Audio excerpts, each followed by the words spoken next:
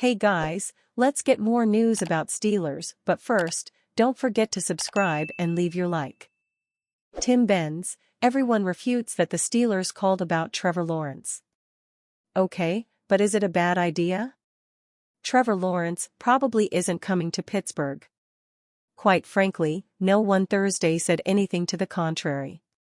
You wouldn't know that, though, based on the spitfire and gnashing of teeth that accompanied pushback to a report that said the Steelers inquired about his availability from the Jacksonville Jaguars.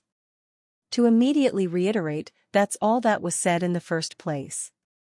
The Steelers inquired about Lawrence's availability.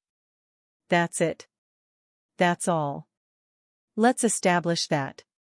Ryan Burr was the person who posted the story to social media.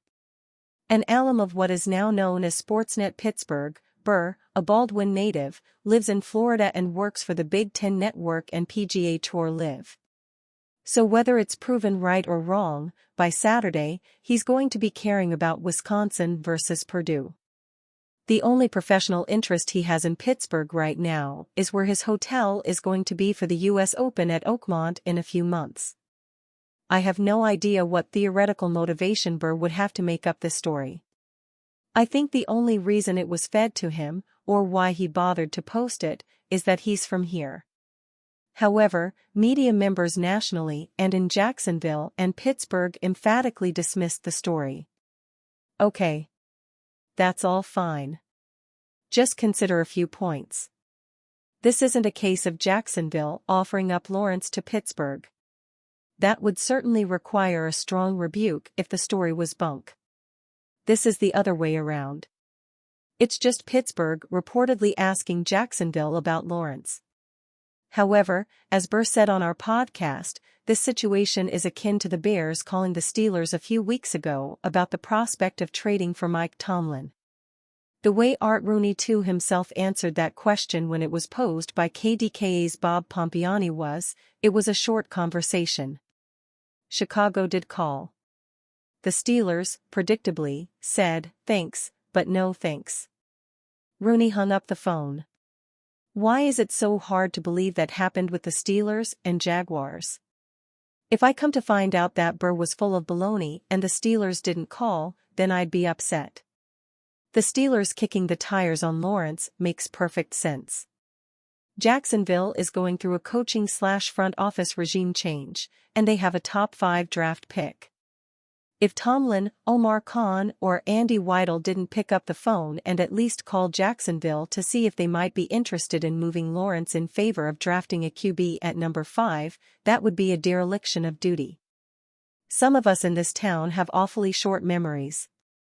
12 months ago, if you had told reporter on the Steelers beat that in 6 weeks, Kenny Pickett, Mason Rudolph and Mitch Trubisky would all be gone, and Justin Fields and Russell Wilson would both be Steelers, they would have laughed you out of the room.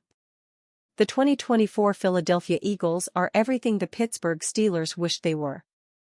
It's been just days since the Philadelphia Eagles stunned with a 40-22 win over the Kansas City Chiefs in Super Bowl 59, defeating the team that, throughout each of the past 3 seasons, has felt unbeatable, especially in the postseason. How did Nick Sirianni and company bring down Andy Reid and the big bad Patrick Mahomes? Well, it was a recipe that the Pittsburgh Steelers have been tinkering with since the retirement of Ben Roethlisberger, a family recipe handed down from a previous generation of Super Bowl winners in the 1970s, the Great Steel Curtain.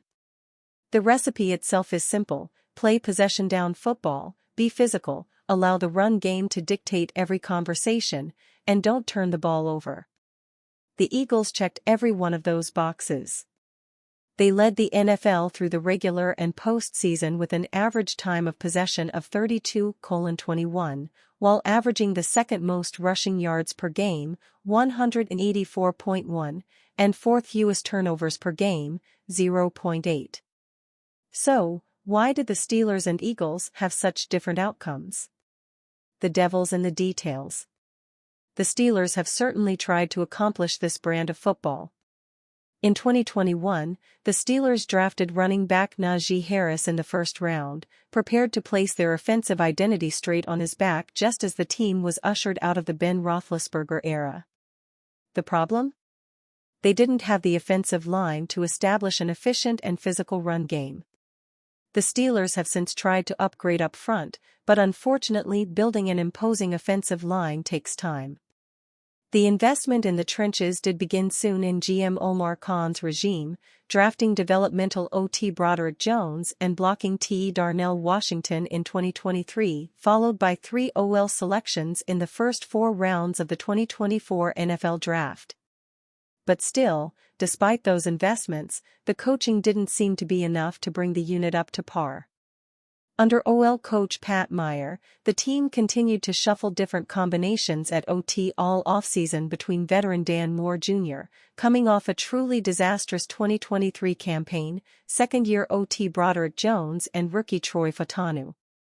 The Steelers failed to ever truly commit to one OL configuration during the offseason, instead opting for versatility.